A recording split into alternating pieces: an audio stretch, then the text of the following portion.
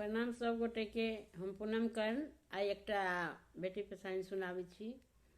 आशा करै छी अहाँ सबके नीक लागत तो लाइक कमेंट शेयर जरूर करबै और प्लीज़ हमर चैनल के सब्सक्राइब करू और अहाँ सब बढ़िया बढ़िया गीत सब सुनू। हम एकटा बेटी पसाइन सुनाबै छी जेकर रचना हम अपने केने छी।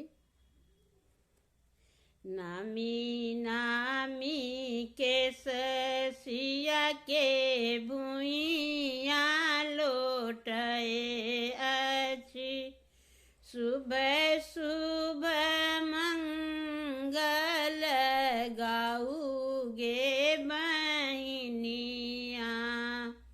नामी नामी केससिया के भुइया लोटए अछि, सुबह सुबह मंगल गाऊ गे बहिनिया।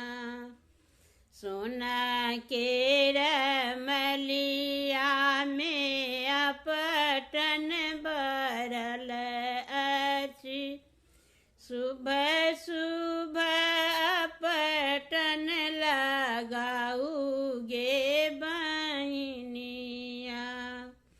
सोना के रमलिया में अपटन बरल अछि, सुबह सुबह अपटन लगाऊ गे बहिनिया।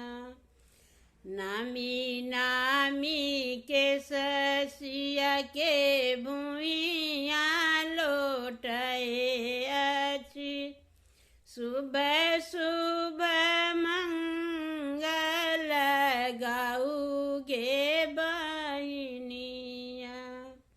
सुबह सुबह मंगल गाऊ गे बहिनिया। सोना के रमलिया में तेल भरल अछि, सुबह सुबह तेल लगाऊ गे बहिनिया।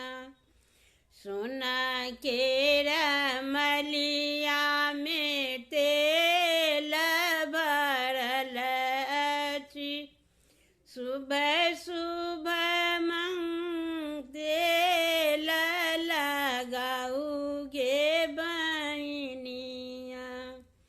नामी नामी केससिया के भुइया लोटए अछि, सुबह सुबह मंगल गाऊ गे बहिनिया।